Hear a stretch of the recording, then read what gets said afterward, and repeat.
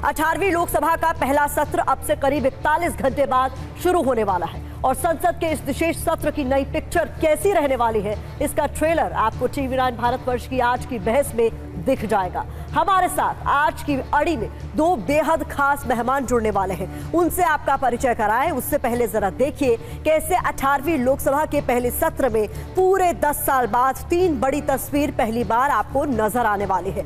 तो जो पहली तस्वीर आपको नजर आएगी वो ये कि पूरे 10 साल बाद यानी 2014 और 2019 के बाद पहली बार बीजेपी के पास अकेले बहुमत नहीं है। हालांकि बीजेपी की अगुवाई वाले गठबंधन एनडीए के पास बहुमत से 21 सांसद ज्यादा है। दूसरी बड़ी तस्वीर, पूरे 10 साल बाद इस लोकसभा में विपक्ष का नेता होगा, क्योंकि 2 बार से मुख्य विपक्षी दल कांग्रेस को नेता विपक्ष के लायक सीटें नहीं मिल रही थी। हालांकि इस बार 99 सीटों वाली कांग्रेस का नेता विपक्ष संसद में होगा। पिछली 2 लोकसभा में बीजेपी को अकेले बहुमत था और एनडीए का संख्या बल बेहद मजबूत था, जबकि संख्या बल के लिहाज से विपक्ष काफी कमजोर था। लेकिन इस बार जो तस्वीर बदली हुई नजर आएगी, 234 सीटों के साथ विपक्षी गठबंधन बेहद मजबूत है और बड़ी बात यह है कि सत्ता पक्ष और विपक्ष में सिर्फ 59 सांसदों का ही फासला है। इस बीच आपको बता दें, अब आपको 18वीं लोकसभा की तस्वीर भी दिखा देते हैं, जहां सत्ताधारी गठबंधन एनडीए के 293 सांसद हैं तो विपक्षी गठबंधन इंडिया के 234 और इनसे इतर निर्दलीय समेत अन्य दलों के सांसदों की बात करें तो इनकी तादाद 16 है। ये जानकारी आपके सामने हमने रखी है कि किस तरीके की 18वीं लोकसभा की तस्वीर निकलकर इस बार सामने आने वाली है। तो ये देखिए, 18वीं लोकसभा में एनडीए के 293 सांसद होंगे, इंडिया के 234, तो वहीं अन्य 16 सांसद आपको इस बार संसद में नजर आएंगे। तो कुछ इस तरीके की होगी तस्वीर, लेकिन नई संसद में नया अग्निपथ किस तरीके का होने वाला है, उस पर चर्चा के लिए हमारे साथ 2 बेहद खास मेहमान जुड़ चुके हैं। सुधांशु त्रिवेदी जी, प्रवक्ता बीजेपी के, हमारे साथ जुड़ चुके हैं। सर, स्वागत है आपका। और सुप्रिया श्रीनेत, प्रवक्ता कांग्रेस के, हमारे साथ जुड़ गए। मैम, आपका भी बहुत बहुत स्वागत है। सबसे पहले सुधांशु जी, सवाल आप ही से है कि 10 साल पहले की जो तस्वीर थी वो बिल्कुल बदल चुकी है। अब आपको अपने सहयोगियों के साथ मिलकर सरकार चलानी है। कितना चुनौतीपूर्ण आपके लिए रहने वाला है ये इस बार की जो 18वीं लोकसभा की तस्वीर हमने सामने रखी उस लिहाज से? एक तो ये वॉइस बहुत ही ज्यादा डिस्टर्ब कर रही है, कहिएगा इसको जरा ठीक करें, बहुत ज्यादा क्रैकिंग आ रही है। आपने जो बात कही, आपने कहा 10 साल के बाद ये पहला मौका आने वाला है। निश्चित रूप से पहली बार एक लंबे अंतराल के बाद नेता प्रतिपक्ष संवैधानिक दृष्टि से होगा, परंतु इसके साथ और भी चीजें हैं। जैसे 10 साल के बाद यह पहला मौका आया है, तो 40 साल के बाद ऐसा पहला मौका आया है जब अभी भी 240 सीटें कांग्रेस को नहीं प्राप्त हुई हैं। 1991 में पीवी नरसिम्हा राव जी के समय में 232 सीटें प्राप्त हुई थी, बाद में इलेक्शन में जीतकर उनको 240 सीटें प्राप्त हुई हैं। 60 साल के बाद यह मौका आया है जब लगातार 3 बार कोई प्रधानमंत्री के नेतृत्व में सरकार सत्ता में वापसी करने में सफल हुई हो। तो कई चीजों का परिवर्तन आया, मगर इस चुनाव ने कुछ एक और भी बड़े अद्भुत संकेत दिए हैं। जैसे उदाहरण के लिए आप देखें तो अभी जो हमारा गठबंधन है, इस गठबंधन में जो संख्या बताई जा रही है उतनी संख्या है सब राज्यों में हम साथ में। जो इंडी गठबंधन बताया जा रहा है इसमें 75 सीटों पर तो एक दूसरे के खिलाफ लड़े हैं। 42 सीटें पश्चिम बंगाल की, 13 सीटें पंजाब की और 20 सीटें केरल की। उन 75 में 60 सीटें एक दूसरे के खिलाफ लड़के जीत के आए हैं और अभी मुश्किल से 20 दिन भी नहीं हुए हैं चुनाव परिणाम आए हुए, और स्थिति यह हो गई है कि एक गठबंधन सहयोगी तो अलग हो गया। आम आदमी पार्टी ने कांग्रेस से गठबंधन समाप्त कर दिया और कह दिया कि हमारा सिर्फ लोकसभा तक गठबंधन था, विधानसभा में नहीं होगा। और कांग्रेस ने भी उनके विरुद्ध प्रदर्शन भी शुरू कर दिया, बयान भी शुरू कर दिया। तो कम से कम अब तो जो पंजाब की सीटों को उसमें काउंट नहीं करना चाहिए। तो संख्या की दृष्टि से देखें या केमिस्ट्री की दृष्टि से, परंतु मैं ये जरूर कहना चाहूंगा कि चूंकि इस बार विपक्ष को सीटें पिछली बार से बेहतर मिली हैं, तो मैं अपेक्षा करूंगा कि उनका दायित्व भी पिछली बार से बड़ा हो गया है। तो हम ये अपेक्षा करेंगे कि पिछले सदन में जिस प्रकार की चीजें थीं, यानी इस प्रकार के कई अनेक ऐसे चीजें आई जो जनता को लगा कि वो उचित नहीं थी। अब मैं उसके लिए दोषारोपण की बात नहीं करता, क्योंकि बीत गई सो बात गई। अब मैं अपेक्षा करता हूं, नया संसद का सत्र हो रहा है तो विपक्ष अपने नई संख्या बल के साथ और उसी के अनुरूप उचित उत्तरदायित्व के साथ निर्वहन करे, तो जनता के साथ भी न्याय होता है और जो संसदीय प्रणाली बनाने की व्यवस्था संविधान निर्माताओं ने की, जहां होता जैसे राष्ट्रपति अपना अभिभाषण रखेंगी, सारे मुद्दे इनको बोलने का पूरा मौका होगा। जो विषय रखना चाहें पूरी दृढ़ता के साथ रख सकते हैं, और हम अपना पक्ष रखेंगे, सरकार की योजनाएं रखेंगे, इनको जो बोलना हो बोले। यह संसदीय स्वस्थ परंपरा होगी। यदि इस ढंग से संसद चलेगी तो बहुत बेहतर होगा। तो केवल सीटें नहीं बढ़ी हैं सुप्रिया जी, इस बार विपक्ष का दायित्व भी बढ़ गया है। ये कहते हुए कहा जा रहा है कि उम्मीद करते हैं कि इस बार आप अपनी बात रखेंगे, लेकिन सलीके से रखी जाएगी। बहुत क्रैक हो रहा भाई। आपको और सुधांशु जी को और आपके तमाम व्यूअर्स को मेरा नमस्कार। सलीके से रखना क्या होता है लोकतंत्र में? लोकतंत्र में बात पुरजोर तरीके से जनता की रखी जाती है, और जनता की बात रखने के लिए हम किसी के मोहताज नहीं है। जनता की बात हम जैसे पुरजोर तरीके से रखते आ रहे और पुरजोर तरीके से रखते हैं। काफी कम सीटों के बावजूद विपक्ष ने सरकार को हमेशा आईना दिखाने का काम किया, और अब तो इतना प्रबल विपक्ष सामने आ रहा है कि सरकार को समझ में नहीं आ रहा है क्या करे। देखिए, मैं इधर उधर की बातें नहीं करना चाहती हूं। मुझे लगता है कि एक सम्मिलित साझा हमारा दायित्व है इस देश के लोगों के प्रति, चाहे आप विपक्ष में होइए और चाहे आप सत्ता पक्ष में होइए। लेकिन आज उस दायित्व का क्या हो रहा है? आज चिंटू चीटर और पिंटू प्रिंटर 24 लाख बच्चों का भविष्य निर्धारित कर रहे हैं पेपर लीक कर करके नीट का। और सरकार क्या कर रही है? सरकार पहले कहती है पता नहीं पेपर लीक हुआ कि नहीं हुआ, फिर एनटीए ने गलती की नहीं की, अब लग रहा है पेपर लीक हो गया, अब अभी क्या होगा हमें पता नहीं है। तो आप झुंझुना बजाने के लिए और सेल्फी खिंचाने के लिए है क्या? ये पहली बात मैं कहना चाहती हूं। चिंटू चीटर और पिंटू प्रिंटर जो है वो 24 लाख नीट अभ्यर्थियों का भविष्य निर्धारित कर रहा है। रेल हादसा होता है, मुझे दुख के साथ कहना पड़ता है, इसी महीने जून के 2023 में बड़ा हादसा हुआ था बालासोर का। क्या सबक हमने सीखा? बड़ा हादसा फिर होता है, रेल मंत्री रील बनाने पहुंच जाते हैं।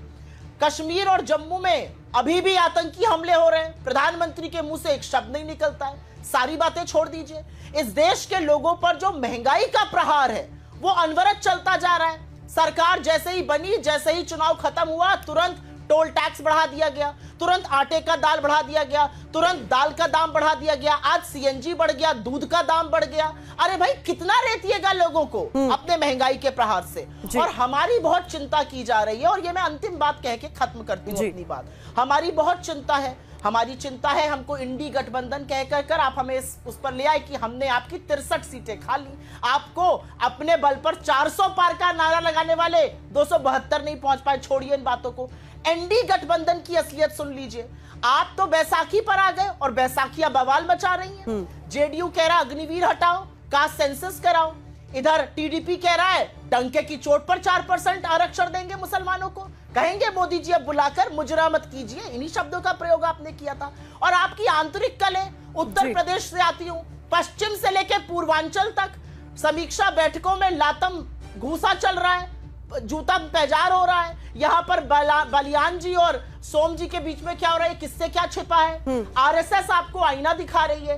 तो आप किसी की बात मत सुनिए, अपने घटक दलों की, अपने साथियों की, अपने नेताओं की, अपनी आरएसएस की तो बात सुनिए। देखिए लोग क्या क्या कह रहे हैं। हमसे टकराना आपका मजबूरी नहीं है। विपक्ष और सत्ता पक्ष एक साथ लोगों का भला करे, ये प्रायोरिटी होनी चाहिए। इस देश ने एक संदेश दिया है, आपकी हेकड़ी निकाल दी और आपको बोला है विपक्ष को विरोधी नहीं, विपक्ष को प्रतिपक्ष समझिए और हमारे मुद्दों की बात कीजिए। ठीक है। तो मुझे ऐसा लगता है कि संसद की कार्रवाई अगर इस स्पिरिट में होगी तो अच्छी होगी। सुना होगा आपने सुधांशु जी, अगर आपको आवाज क्लियर आई हो तो साफ तौर पर कई सारे मुद्दे हैं ऐसे जिस पर इस बार आपको जवाब देना होगा, और जवाब केवल विपक्ष को नहीं देना होगा बल्कि आपके अपने सहयोगी भी कई मुद्दों पर आपसे अलग राय रखते हैं, वहां पर भी आपको जवाब देना होगा। देखिए, हमारे और इनकी स्थिति में गुणात्मक अंतर क्या है। हमारा एनडीए अलायंस है, नेशनल डेमोक्रेटिक अलायंस, जिसको राष्ट्रीय जनतांत्रिक गठबंधन 1998 में बना। 26 साल से हम यथावत हैं।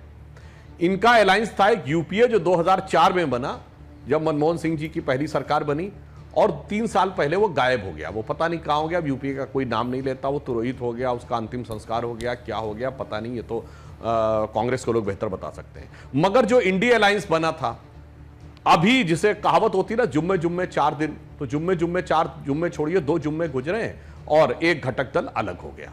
ये तो बहुत साफ दिख रहा है। अब रही बात इसकी, जनता ने जो दायित्व दिया हम बिल्कुल स्वीकार करते हैं, परंतु इस चुनाव ने और भी तो दायित्व दिया है। उड़ीसा में हमारी सरकार बनी है और उड़ीसा में कांग्रेस का मत प्रतिशत घट के कहां आ गया? कांग्रेस वाले लोग भूल गए कि नवीन पटनायक से पहले उड़ीसा में सरकार किसकी थी? कांग्रेस की सरकार थी। गिरधर गोमांग मुख्यमंत्री थे। जहां सरकार थी वहां 10% वोट के ऊपर आ गए। अब आप सुनिए, ये दक्षिण भारत की बात करते थे, आज हमारी सीटें बराबर हैं इनके साथ तेलंगाना में, और हमारा मत प्रतिशत 35% पे आया। हमारा कर्नाटक में मत प्रतिशत इनसे ज्यादा है, सीटें ज्यादा हो तो अलग बात है, 46% है। और महत्वपूर्ण बात यह है कि इनका तमिलनाडु में मत प्रतिशत 10.25 है और हमारा 11.5 है। यानी हमें तमिलनाडु में इनसे बेहतर वोट मिले हैं। हमारी सीट एक ही आई है केरल में, परंतु हमें 17% वोट मिला है।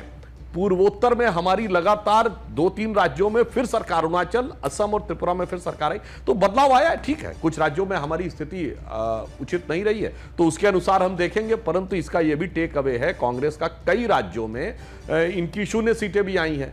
और खैर तीसरे अटेम्प्ट में इनकी कुल मिला के उतनी सीटें नहीं आई जितनी हमारी आज आई हैं। ये विषय हम छोड़ते हैं। हम ये कहते हैं, देखिए चुनाव समाप्त हो गया, अब सरकार बन गई, तो ये भी ध्यान रखना चाहिए, ये सिर्फ केंद्र में विपक्ष में है, अनेक राज्यों में तो सरकार में है। अब जो जो वादे किए थे वहां पूरे करके तो दिखाइए।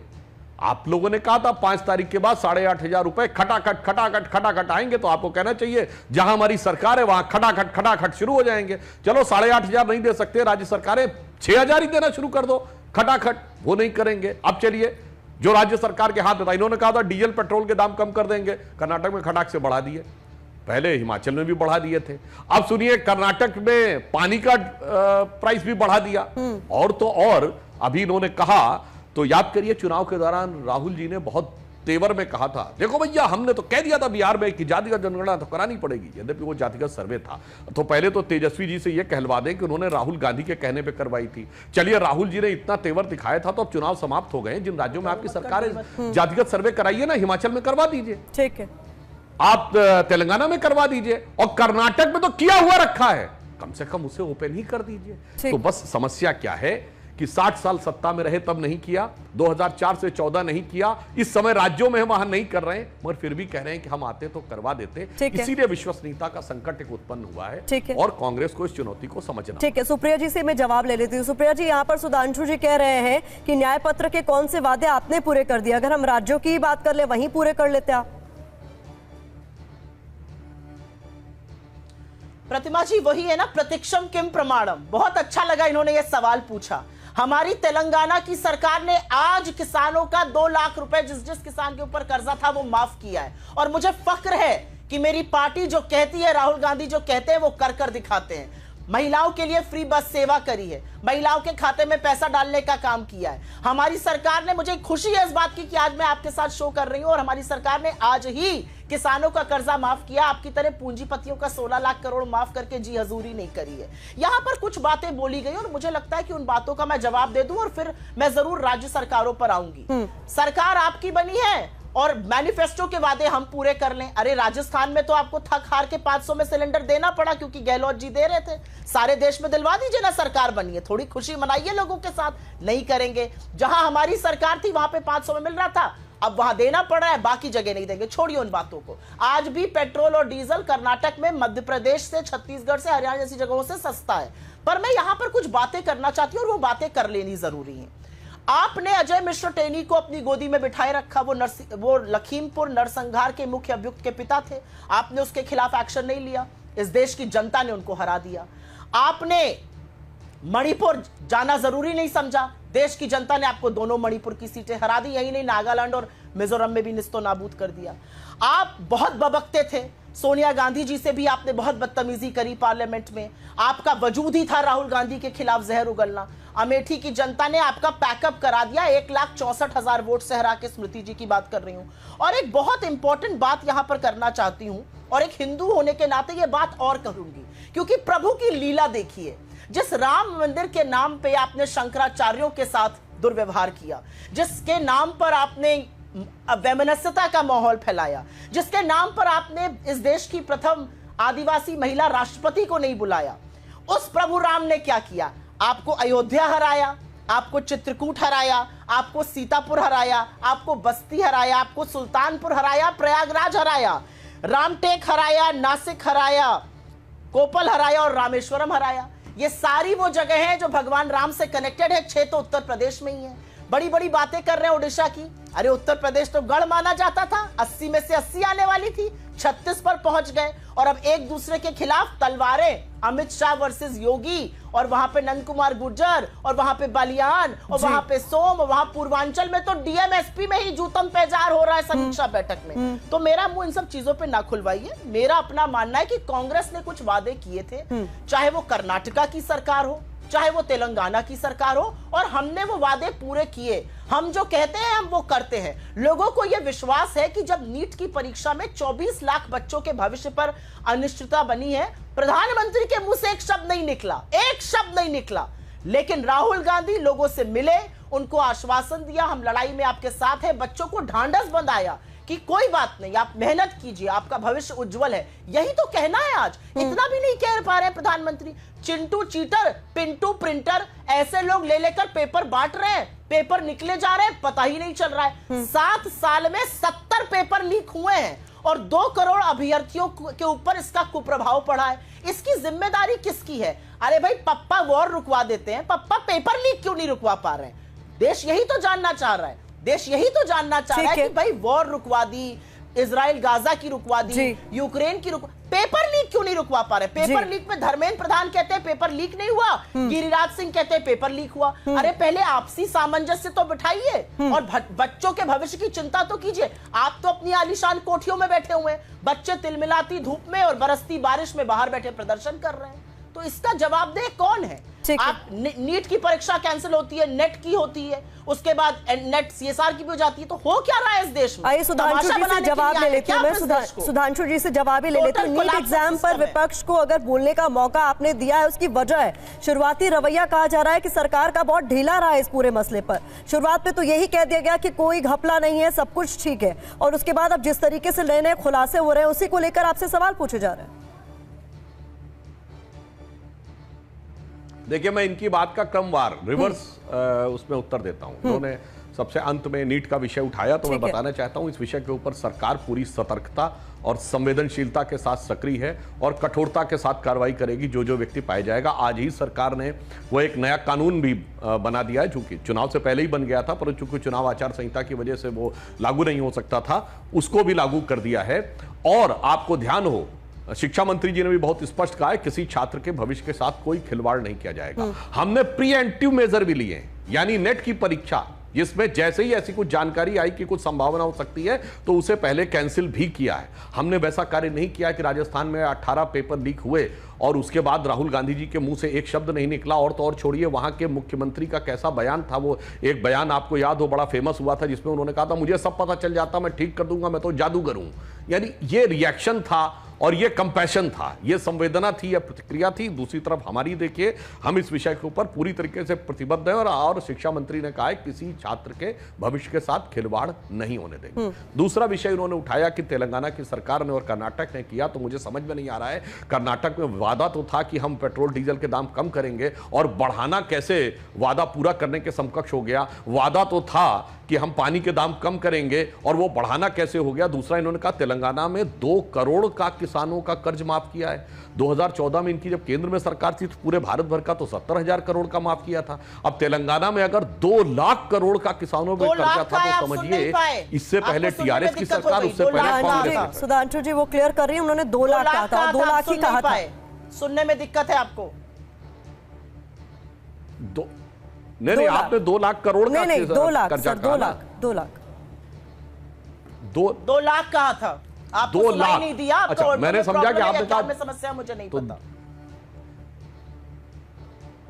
नहीं, मुझे वही आश्चर्य हुआ। मैंने कहा कि 2 लाख करोड़ का एक राज्य का कैसे हो सकता है। खैर, आपने कहा 2 लाख। अब यहीं पे तो मैं कहना चाहता हूं कि जो आपने, अगर आप 2 लाख वहां किसान को दे सकते हैं, तो 8,000 देने में क्या है, खटाखट दीजिए ना। अरे भाई, 2 लाख वहां दे रहे हैं, 8,000 देने में कर केंद्र में सरकार नहीं है, तो हम नहीं दे पा रहे।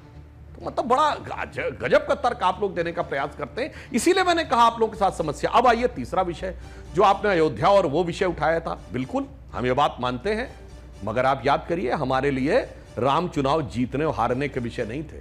हम जब 2 सीटों की पार्टी थे और जिंदगी में गुमान नहीं था कभी केंद्र में सत्ता आएगी, तब भी हम राम के साथ खड़े थे। जब 182 के थे तब भी इस विषय के साथ खड़े थे, 282 पे भी खड़े थे, 303 पे भी खड़े, 240 पे भी खड़े। आपके लिए वो चुनावी हार जीत का विषय होगा, परंतु निश्चित रूप से ये भारत के चुनाव में एक टेक अवे भी है, एक पॉलिटिकल थॉट वालों के लिए विश्लेषण का विषय है कि किसी पार्टी ने जिसने ये कहा कि इरेडिकेशन ऑफ सनातन धर्म, हिंदू धर्म का समूल नाश जिस गठबंधन ने कहा, किसी ने रामचरितमानस की पार्टियां, कोई बात नहीं, अयोध्या आप जीत गए तो याद करिए 30 साल पहले हमने वो दौर भी देखा। आज तो आप कह रहे हैं कि हम लोग हार गए, सिर्फ इतना ही कह रहे हैं। एक दौर था 94 में जब ये नारा लगा था, मिले मुलायम काशी राम, हवा में उड़ गए जय श्री राम, ये शब्द बोला गया था, हवा में उड़ गए जय श्री राम। तब सपा बसपा कांग्रेस आई, सबने सारे मौसेरे भाइयों ने मिलकर सरकार बनाई थी, मगर हम तब भी नहीं डिगे और आज तक रहे। आप आश्वस्त रहिए कि इस विषय के ऊपर हमारी दृढ़ता, हमारी निष्ठा चुनावी जय पराजय से परे है और जनता इस विषय के ऊपर आगे भी पूरी ईमानदारी से हमारा ईमानदारी के आधार पर साथ देगी। अब मैं जो आपने इससे पहले अंतिम बात कही, पहली बात कही थी, उस पर मैं सिर्फ यह कहना चाहता हूं, किसने राजनीति में अपनी कही बातों को पूरा किया है और किसने आकर बदलाव किया है। सिर्फ एक कहना चाहता हूं, आप भारत की राजनीति की सबसे पुरानी पार्टी, आजादी के बाद की हम सबसे बड़ी पार्टी हैं। 1951 में हम बने, 73 साल में एक हमारा आइडियोलॉजिकल मुद्दा बताइए जिस पे अपना स्टैंड हमने चेंज किया हो। और कांग्रेस 73 साल में, आजादी के बाद के इन 75 सालों में एक अपना आइडियोलॉजिकल मुद्दा बता दे जिस पे स्टैंड चेंज ना किया हो। हर चीज पे स्टैंड चेंज कर दिया, बस ये अंतर है। तो सबको समझ में आता है कौन अपने विषय पे ईमानदारी से खड़ा रहता है और कौन मौसम के अनुसार बदलता रहता है। मणिपुर के मुद्दे का भी उन्होंने जिक्र किया था, अगर आप उस पर अपनी बात कहना चाहें और फिर मैं सुप्रिया जी से जवाब लूंगी, जिसमें उन्होंने कहा कि बाकायदा और उस पर आरएसएस प्रमुख मोहन भागवत को अपनी बात कहनी पड़ी। 1 साल से शांति की राह देख रहा है मणिपुर और उसके बाद हाई लेवल मीटिंग होती है। हाँ, मणिपुर वाले विषय पर भी मैं कहना चाहता हूं, याद करिए पिछले संसद का सत्र इसलिए अवरोधित था कि नियम 267 के तहत ही बात होगी, जबकि राज्यसभा में उस पर चर्चा के लिए उपराष्ट्रपति ने कह दिया शुरू करिए, मगर विपक्ष सदस्यों ने रोका कि नियम 267 का मतलब होता सारा काम रोककर चर्चा होगी। अरे जब चर्चा हो रही तो काम रोकने की जरूरत नहीं थी। चलिए कोई बात नहीं, अगर सारे कार्य रोककर चर्चा होनी थी तो एनसीटी का बिल आया दिल्ली वाला, चूंकि आम आदमी पार्टी से गठबंधन करना था, वैसे उसने अब आपको धक्का दे दिया, तो काहे फिर तैयार हो गए 267 का मुद्दा छोड़ दिया।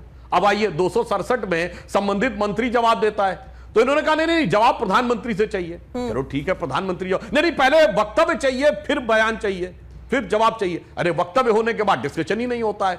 और अंततः मणिपुर के मुद्दे पे अविश्वास प्रस्ताव लाया गया और जाके कोई चेक कर ले, 5% भी नहीं बोला विपक्ष वालों ने मणिपुर पे। और जब प्रधानमंत्री जी बोलने खड़े हुए तो छोड़ के चले गए। मगर मुझे आश्चर्य है कि दिल्ली में तो लाया गया अविश्वास प्रस्ताव, मणिपुर विधानसभा में मणिपुर सरकार के विरुद्ध अविश्वास प्रस्ताव क्यों नहीं? मणिपुर सरकार के विरुद्ध इंफाल में कोई प्रदर्शन क्यों नहीं? मतलब दिल्ली में राजनीति करनी है मणिपुर को लेकर, मगर प्रदेश में ना कोई प्रतिक्रिया करनी है, ना वहां पर कोई संवैधानिक व्यवस्था के बारे में कोई रिएक्शन देना है। ठीक है, सुप्रिया जी कह रहे हैं आइडियोलॉजी पर हमने कभी समझौता नहीं किया जैसा आप लोगों ने किया, राम हमारे लिए चुनावी मुद्दा नहीं, और मणिपुर पर तो आपने उनकी बात सुनी ली। मैं शुरुआत मणिपुर से ही करना चाहती हूँ, क्योंकि मुझे ऐसा लग रहा था कि हिंदुस्तान की जनता ने इतना बड़ा संदेश दिया है, देश की जनता ने घुटने टेकवा दिए, देश की जनता ने रोक दिया, और उसके बावजूद भी मुझे लग रहा था थोड़ा दम अहंकार कम हो जाएगा, लेकिन कहाँ कम होने वाला है जी, रस्सी जल गई बल थोड़ी जाएगा। तो असलियत यह है कि देश की जनता ने आपसे कहा कि आप बतकहियां छाटने के लिए प्रधानमंत्री नहीं बने। प्रधानमंत्री का क्या काम है कि लोकसभा में खड़े होकर भाषण दें, या प्रधानमंत्री का काम है सेल्फी खिंचाएं, या प्रधानमंत्री का काम है कि ढूंढ ढूंढ कर देश विदेश घूमने जाएं? अरे प्रधानमंत्री का काम है, 1 साल से ऊपर इस देश का एक राज्य जल रहा है, कुछ मत कीजिए, सब कुछ छोड़कर वहां चले जाइए और वहां पर विक्षिप्त लोगों के साथ खड़े हो जाकर उनको यह भरोसा दिलाइए कि यह देश उनके साथ है, आप उनके साथ हैं, उनके आंसू पोंछने के लिए उनके साथ हैं। आज भी कितने रिलीफ कैंप में महिलाएं और बच्चे प्रताड़ित हो रहे हैं, आज भी कितने ही लोग अपने घर बदर हैं, आज भी कितने ही लोग हिंसा का शिकार हैं, व्यवसाय खत्म हो चुके हैं, कारोबार चौपट हो चुके हैं, लेकिन 1 साल से ऊपर हो गया इस देश के प्रधानमंत्री ने मणिपुर का रुख नहीं किया। प्रधानमंत्री ने भाषण दिया, प्रधानमंत्री भाषण देने के लिए, प्रधानमंत्री त्रिपुरा गए, प्रधानमंत्री नागालैंड गए, सब जगह गए, प्रधानमंत्री 40 मिनट की फ्लाइट से मणिपुर नहीं जा सके पूरे चुनाव में। यह मुझे लगता है कि नैतिक हार है प्रधानमंत्री की, और इतनी निर्णायक नैतिक हार है कि आप इस देश के एक राज्य में जाने की हिम्मत नहीं करते हैं। आप कश्मीर का झुंझुना बजाते थे, आप श्रीनगर, बारामूला, अनंतनाग, राजौरी चुनाव लड़ने की हिम्मत और हैसियत नहीं रखते। ये असलियत है। मैं यहां पर 2-4 बातें कहना चाहती हूं और ये बातें कहनी जरूरी है और उसके बाद फिर मैं आगे जाऊंगी, क्योंकि नीट से बात शुरू हुई थी और मुझे ऐसा लगता है कि 24 लाख बच्चे आज सत्ता पक्ष की ओर, विपक्ष की ओर, उन नेताओं की ओर देख रहे हैं जो उनकी बातें सुन रहे हैं। क्यों बात तो सुने। शुरुआत हुई एनटीए में कोई गड़बड़ नहीं है, फिर बोला गया कुछ इरेगुलरिटी है, फिर बोला गया हम रिस्पॉन्सिबिलिटी लेते हैं, हमसे गलती हो गई। अरे भाई, गलती और गुनाह जब होता है तो उसका क्या निवारण है? ये बच्चे जो असमंजस की स्थिति में, इनका क्या होगा? और मैं यहां पर एक छोटी सी बात बताना चाहती हूं और अगर आप मुझे प्लीज 40 सेकंड का टाइम दे तो ये बात कंप्लीट हो जाए जी। हरदयाल पब्लिक स्कूल, हरियाणा झज्जर का वो स्कूल जहां से 6 के 6 बच्चों को 720 में से 720 अंक मिले, 2 को 718 और 719 मिले, जो कि मिल नहीं सकते थे क्योंकि नीट में 180 क्वेश्चन होते हैं। अगर क्वेश्चन छोड़ोगे तो 4 मार्क्स जाते हैं और अगर क्वेश्चन गलत किया तो 5 मार्क्स जाते। तो 718 19 नहीं मिल सकते थे। पहले इक्का दुक्का लोगों को आता था, अब 67 लोगों को पूर्णांक आए, जिसमें से हरदयाल पब्लिक स्कूल में 6 छात्र थे। चलिए कोई बात नहीं। उस स्कूल की जो अध्यक्षा है वो अनुराधा यादव है। उनके भतीजे शेखर यादव जी भारतीय जनता युवा मोर्चा के झज्जर के अध्यक्ष हैं। उनकी पत्नी भी बड़ी एक्टिव है। अनुराधा यादव जी खुद बीजेपी का प्रचार प्रसार करते हुए, बांटते हुए पर्चे देखी गई हैं, सोशल मीडिया पर सारी तस्वीरें हैं। बीजेपी का संबंध यहां पर खत्म नहीं होता है। नीट जैसे एग्जाम में 2 पेपर होते हैं कि अगर पेपर लीक हो जाए तो दूसरा पेपर दे दिया जाएगा और ये सारे पेपर जो पब्लिक सेक्टर के बैंक होते हैं उसमें सुरक्षित रखे जाते हैं। एक सेट पेपर एसबीआई में रखा गया था, एक सेट कैनरा बैंक में रखा गया था। हरदयाल पब्लिक स्कूल में दोनों सेट बांट दिए गए, पता चला गलत बट गया तो वापस लिया गया। वापस क्या लिया गया? वापस ले लिया गया एसबीआई वाला सेट, कैनरा बैंक वाला सेट उनको करना पड़ा। पूरे देश में एसबीआई का पेपर बटा था। चलिए कोई बात नहीं। फिर ग्रेस मार्क्स की टाइम बर्बाद हो गया था बच्चों को ग्रेस मार्क्स देने। एनटीए ने ग्रेस मार्क्स 6 बच्चों को दिए जिनके पूर्णांक आए। वक्त तो सारे सेंटर का बर्बाद हुआ था। इतनी सारी अनियमितताएं और भाजपा के एक नेता से उस स्कूल का सीधा सीधा संबंध, भाजपा क्यों चुप है इस पर? कहां है सीबीआई? एक पुलिस केस तक नहीं हुआ है झज्जर की पुलिस थाने में। क्या कर रही है सीबीआई? क्यों नहीं जाकर उठा रही है अनुराधा यादव को और शेखर यादव को, जो उनके भारतीय जनता युवा मोर्चा के अध्यक्ष है झज्जर के, और उनसे सवाल पूछ रही है? ठीक है। पिंटू प्रिंटर और चिंटू जो क्या नाम है ट्विटर पे आपने देश छोड़ा हुआ है। मेरा अपना मानना है कि थोड़ा दम और थोड़ा अहंकार छोड़ दीजिए। देश की जनता ने भी आपको यह मैसेज दिया है। अपने आप को हमारा दुश्मन मत समझिए। हम आपके खेत मेड़ का झगड़ा नहीं है। अगर हम मिलकर काम करेंगे तो देश का भला करेंगे। अगर आप देश के खिलाफ काम करिएगा तो हम उसकी पुरजोर मुखालफत करेंगे और देश के लोगों की आवाज उठाएंगे। नीट हो गया, किसी की तबीयत पे कोई फर्क नहीं। रेलवे में हादसे पे हादसा होता जा रहा है। मैं प्रतिभा जी एक बात कह के अपनी बात एंड करती हूँ। सांसद महोदय तो हो सकता है ना चलते हो ट्रेन से, मैं ट्रेन से बहुत चलती हूँ।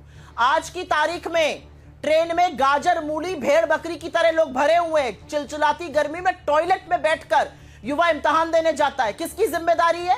रेल मंत्री कहते हैं बल का प्रयोग करो अगर कोई अनारक्षित है। तो आपने क्यों कम कर दिए अनारक्षित डब्बे और द्वितीय श्रेणी के डब्बे? क्यों सारे डब्बे आप एसी बनाते जा रहे हैं? क्या तमाशा लगा रखा है आप लोगों ने इस देश में? महंगाई पे महंगाई है, रेल को बिल्कुल कबाड़ कर दिया है, पेपर पे पेपर लीक हो जाता है। सरकार की कोई जवाबदेही नहीं है। अरे जो सरकार अपने आप को सिक्योरिटी का बीकन बताती थी, आपके बनते ही 3-3 हमले हो गए। एक शब्द नहीं निकलता है मुंह से। भाई ये क्या तमाशा लगा रखा है इन लोगों ने देश में? ये देश चला है। Is this a banana republic और is this the republic of India and we have an elected government to do something? लेकिन उनको कोई फर्क ही नहीं पड़ रहा है। वो बेचारे बैसाखियों को संभालने में, अपना स्पीकर बनाने में, सेल्फी खिंचाने में, झुंझुना बजाने में, जुमले फेंकने में मशगूल है। सुधांशु जी, आपने सुना ऐसे कई मुद्दे हैं जिस पर सरकार की जवाबदेही बनती है, चाहे वो रेल हादसे हो, रेल में जिस तरीके से इस वक्त लोग ट्रैवल कर रहे हैं उसको लेकर कई तरह के सवाल हो, नीट की परीक्षा को लेकर जिस तरीके से सर्वोच्च न्यायालय तक को ये कहना पड़ा कि परीक्षा की जो पवित्रता है वो प्रभावित हुई है, तो जवाबदेही तो बनती है।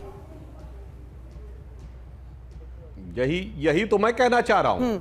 यह बताइए, अगर किसी सेंटर के ऊपर ग्रेस मार्क्स मिले जो किस केंद्र से तय किया गया नीट से, तो सेंटर वाले पे कार्रवाई होनी चाहिए। मगर जहां सीधे पेपर मिल गया और मंत्री जी नाम लिखा हुआ है गेस्ट हाउस में बिहार में, उसमें कुछ नहीं बोलना चाहिए। जब सीधे तेजस्वी यादव का नाम आ रहा है मतलब वो जो नवी पास नेता हैं आपके, जो इस समय मेधावी छात्रों के प्रतिनिधि बने हुए हैं, उनका नाम आ रहा है, तो उसके ऊपर तो कोई कार्रवाई नहीं होनी चाहिए, जबकि वो सारी बातें प्रूव हो गई हैं कि व्यक्ति आकर वहां रुका था, गिरफ्तार है, उसने कबूलनामा तक कर लिया है, मगर उसके बाद देखिए साहब किस ढंग से बोला जा रहा है। तीसरी बात मैं कहना चाहता हूं कि आपने कहा महंगाई है, तो इस समय महंगाई की दर 5% है। अपने शासनकाल के कोई 5 साल बता के जाइएगा जब 5% से कम महंगाई की दर हो, उसके बताए बगैर न जाइएगा, नहीं तो मैं दर्शकों से कहूंगा जाके चेक कर लीजिए। अब इसके बाद अगर आप देखिए, जिसे कहते हैं अहंकार और रस्सी जल गई बल नहीं गया, थर्ड अटेम्प्ट में 3 डिजिट में सीटें नहीं पा पाए, मतलब 99 पे रह गए। थर्ड अटेम्प्ट में 3 डिजिट में सीटें नहीं पा पाए, उस विरासत को लेकर बैठे जहां 400 सीटें राजीव गांधी जी ने पाई थी और वहां से 100 सीटों के मोहताज हो गए। राजीव गांधी जी 196 सीटें पाके चुनाव हार गए थे, और 99 सीटें पाने के बाद इनके चेहरे की चमक देखिए, इनकी आवाज में खनक देखिए, इनके जलवे में धमक देखिए, और हमारे चेहरे पे खुशी नहीं, मैं मानता हूं बिल्कुल। जैसे एक मेरिटोरियस बच्चा होता है जिसे डिस्टिंक्शन मार्क्स प्राप्त करने थे और डिस्टिंक्शन नहीं आया तो फर्स्ट डिवीजन उसके लिए खुशी का सबब नहीं होती है, और एक बच्चा फेल पे फेल हो रहा था और ग्रेस मार्क्स पाके पास हो गया तो उसकी खुशी का ठिकाना नहीं होता है। तो वो ये दिखाई पड़ता है कि किसके बात में अहंकार और किसमें क्या झलक रहा। और मैं फिर ये कहना चाहता हूं, हम जब विपक्ष में थे, जिन राज्यों में हमारी सरकारें थी, हमने मॉडल बना के दिखाया था। हमारा गुजरात मॉडल चलता था, और मैं कहता हूं कोई जाके चेक कर ले, 20 सूत्रीय कार्यक्रम क्रियान्वयन में 5 साल तक 2005 से लेकर 10 तक केंद्र ने गुजरात को नंबर 1 राज्य दिया था, फिर इन्होंने रैंकिंग बंद कर दी थी। कृषि कर्मण पुरस्कार निरंतर मध्य प्रदेश को मिला था, और फूड ग्रेन प्रोडक्शन में मध्य प्रदेश सबसे ऊपर चला गया था। किसानों को 0% इंटरेस्ट 2008 में ही कर्नाटक ने देना शुरू किया। कुछ दिखाइए तो कि हम करके क्या दिखा सकते हैं, या सिर्फ आकर राहुल गांधी जी एक तेवर में ही दिखाएंगे। और मैं एक बात और दर्शकों से कह देना चाहता हूं, यह चुनाव भारत के इतिहास का एक अद्भुत चुनाव था। जब विदेश में बैठे हुए किसी धन कुबेर ने कहा जॉर्ज सोरोस ने कि मैंने $1 बिलियन रखे हुए मोदी की सरकार हटाने के लिए, कभी कोई चुनाव किसी की स्मृति में हो तो ये बता दे, मुझे याद करके बता दे। मैं विदेश में छपी किसी अखबार की बात नहीं कर रहा हूं। रशिया की फॉरेन मिनिस्ट्री ने ऑफिशियल स्टेटमेंट दिया कि भारत के चुनाव में विदेशी हस्तक्षेप किया जा रहा है। यह किसी चुनाव में ऐसा हुआ हो तो बता दें। और भारत के नेता ने विदेश में आर्टिकल लिखा, शशि थरूर ने बांग्लादेश के अखबार डेली स्टार में आर्टिकल लिखा, मोदी हैज टू गो। चुनाव भारत में हो रहा था, विदेश के अखबार में article Modi has to go क्यों लिखा गया? और पाकिस्तान के मंत्री स्तर के एक व्यक्ति फवाद चौधरी ने एक नहीं कई बार क्या शब्द बोला? भाजपा हटनी चाहिए, मोदी जाना चाहिए, फिर जो मर्जी होगा कर लेंगे। ऐसी घटनाएं भारत के किसी चुनाव में हुई हो तो मैं दर्शकों के विवेक से पूछता हूं, पूछ ले, उसके बाद समझ में आता है कि किसके रस्सी जल गई बल नहीं गया, और किसके तेवर 99 पाके भी इतने जबरदस्त नजर आ रहे हैं, और हमें स्पष्ट बहुमत गठबंधन को मिलकर भी हम उस ढंग का तेवर नहीं दिखा रहे हैं। वही स्पष्ट बहुमत जो है वो गठबंधन को मिला। ऐसे में सवाल मेरा गठबंधन की सरकार की चुनौतियों को लेकर भी है सुधांशु जी, और सवाल यह है कि नरेंद्र मोदी के तीसरे कार्यकाल को लेकर ऐसे कई एजेंडे थे जिसमें आपको लग रहा है कि इस बार कॉम्प्रोमाइज करना पड़ेगा, क्योंकि सहयोगियों के सहारे ये सरकार चल रही है और वो विपक्ष उसको लगातार लेकर कह भी रहा है। देखते हैं कितने दिन चलेगी। जो आपने बात कही तो मैं याद दिला देना चाहता हूं, गठबंधन सहयोगियों के साथ में रख के भी हम अपने रास्ता निकालते हैं। राज्यसभा में तो हमारा बहुमत नहीं था, 370 राज्यसभा में भी पारित हुआ कि नहीं? तो सहयोगी दलों के समर्थन से ही पारित हुआ था ना। तो हमने करके दिखाया, 35 से भी राज्यसभा में पारित हुआ था, सीए भी राज्यसभा में पारित हुआ था। तो ऐसी बात नहीं, मोदी जी की सक्षमता और कुशलता पर पूर्ण विश्वास रखिए। हर परिस्थिति में से मार्ग निकालने की व्यवस्था हम सबके सहयोग के साथ निश्चित रूप से करेंगे। तो वो तमाम मुद्दे जिस पर आपके सहयोगी अलग अलग राय रखते हैं, उस पर कोई आपको लगता है टेंशन नहीं होने वाली है? 1 नेशन 1 इलेक्शन, यूसीसी, अग्निवीर, इन तमाम मुद्दों पर नहीं, निश्चित रूप से सरकार अपना एजेंडा आगे रखेगी, और जैसे सरकार के सभी लोग बैठ के विचार करते थे, मैंने उदाहरण दिया ना, 370 पे सहयोगियों ने हमारा साथ दिया था, सीए पे सहयोगियों ने हमारा साथ दिया था, 35 पे हमारा साथ दिया था। तो निश्चित रूप से अगर हम वो बातें आएंगी, सब लोग मिलकर विचार करेंगे, तो जो होगा रास्ता निकालने में हम लोग सफल हो सकते हैं। राष्ट्र के हित में जो भी होगा, हमें पूर्ण विश्वास है कि सभी एनडीए के सहयोगी दल राष्ट्र के हित में लिए गए किसी भी निर्णय पे साथ रहेंगे। और हमारा इनके साथ बहुत पुराना संबंध है। जेडीयू से 29 साल में 26 साल हमारे साथ रहा है। हाँ। 29 साल में 26 साल, और चंद्रबाबू नायडू साहब 3 एनडीए की सरकारों में 2 में हमारे साथ रहे। लेकिन इन दोनों का ट्रैक रिकॉर्ड भी कितना उलट पलट वाला रहा है ये भी आप जानते हैं। सुप्रिया जी से जवाब ले लेती हूँ। सुप्रिया जी कह रहे हैं कोई चुनौतियां नजर नहीं आ रही हैं। जी बिल्कुल, प्लीज। जी जी धन्यवाद। मुझे लगता है ट्रैक रिकॉर्ड की बात हो रही थी, तो पता नहीं कब नीतीश कुमार जी पलट जाए। इसी की बात की तो सांसद बंदी रहती है। बेचारे मोदी जी को एक बार फोन नहीं उठाते हैं, घबरा जाते हैं, लोगों को बोलते देखो देखो फोन क्यों नहीं उठा रहे, किसी और से तो बात नहीं कर रहे, कहीं पलटने तो नहीं वाले। छोड़िए, जेडीयू हो गया, शिवसेना आपके साथ था, आपने उसको खाने की कोशिश करी। शिरोमणि अकाली दल का आपने क्या हाल करके छोड़ दिया सबको पता है। आज अजीत पवार और आपके बीच में कितनी तलवारें खिंची हैं सबको पता है। एकनाथ शिंदे कितने नाराज हैं अपनी मिनिस्ट्री के एलोकेशन से सबको पता है। अजीत पवार जी ने तो कह दिया हमें एमओएस चाहिए नहीं, रखिए अपने पास। तो आपके घटक दलों का आप क्या करते हैं ये सबको पता है। इसी से तो घबराए हुए हैं टीडीपी वाले, और बिल्कुल वक्त पलटते पलट जाएंगे, क्योंकि उनको पता है कि अगर आपके साथ ज्यादा दिन रहेंगे तो सबसे पहले आप उन्हीं को निगल लेंगे, उन्हीं को निवाला बनाएंगे। तो घबराइए मत, ये बैसाखियां ही बवाल मचा रही और भी मचाएंगी। यहां पर एक दो बातें कही गई और मुझे ऐसा लगता है कि लोकतंत्र में इस तरह की बात नहीं करनी चाहिए। बहुत से ऐसे लोग हैं जो प्रधानमंत्री की एजुकेशन क्वालिफिकेशन का मजाक बनाते हैं, चाहे उनकी तथाकथित फर्जी डिग्री हो, एंटायर पॉलिटिकल साइंस, या उसका प्रिंट होना उस फॉन्ट में जो शायद तब बना ही नहीं था, या माइक्रोसॉफ्ट का वो फॉन्ट जो तब उजागर नहीं हुआ था। मेरा अपना मानना है कि इस देश में एक अनपढ़ व्यक्ति भी प्रधानमंत्री बन सकता है, इसमें कोई दिक्कत नहीं है, देश का कॉन्स्टिट्यूशन ये अलाउ करता है। तो लोकतंत्र में किसी व्यक्ति को नवा पास कह देना, तो कोई आपसे पलट के पूछ सकता है कि भाई प्रधानमंत्री की क्या क्वालिफिकेशन है, आपके तमाम मंत्रियों की क्या क्वालिफिकेशन है। वो बेचारी मंत्री जो इंदौर गई वहां पर सभा में, वो बेटी बचाओ बेटी पढ़ाओ ही नहीं लिख पा रही थी, वो महिला बाल विकास मंत्री है। बहुत सारी बातें उठ जाएंगी। तो मुझे ऐसा लगता है कि इस तरह के गलत आरोपों से और आक्षेपों से बचना चाहिए जो आपकी कलई खोलने पर आमादा कर देंगे लोगों को।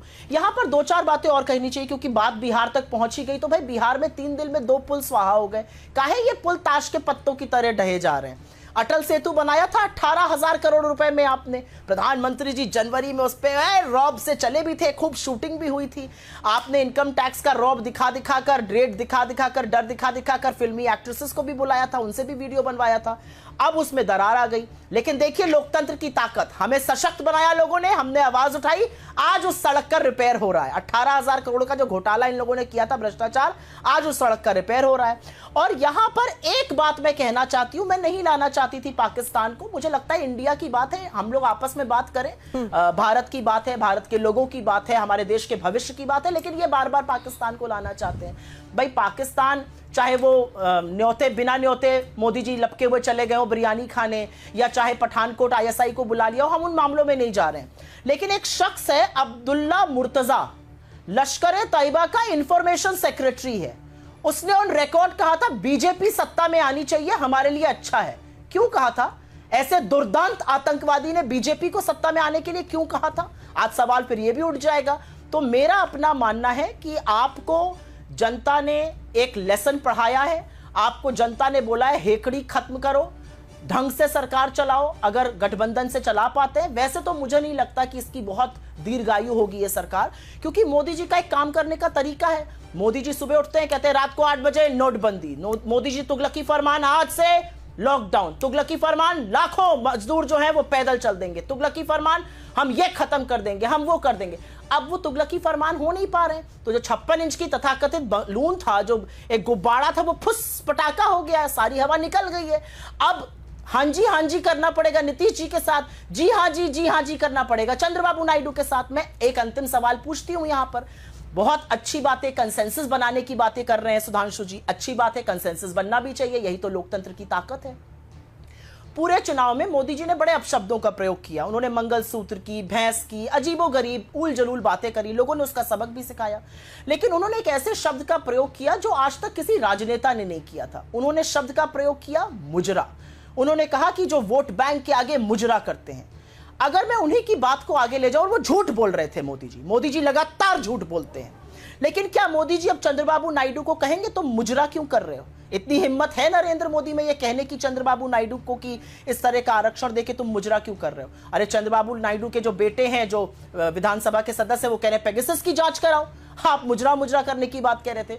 तो मेरा अपना मानना है कि देश की जनता ने हम सबको एक संदेश दिया है। देश की जनता ने कहा है हमारे मुद्दे सुप्रीम है। अगर टमाटर 100 पार हो गया है तो उस पर चर्चा होगी। अगर 24 लाख लोगों का नीट परीक्षा पे धांधली हुई है तो उस पर चर्चा होगी। अगर नेट कैंसिल हो रहा है 10 लाख का, उस पर चर्चा होगी। महंगाई पर होगी, बेरोजगारी पर होगी, आर्थिक असमानताओं पर होगी।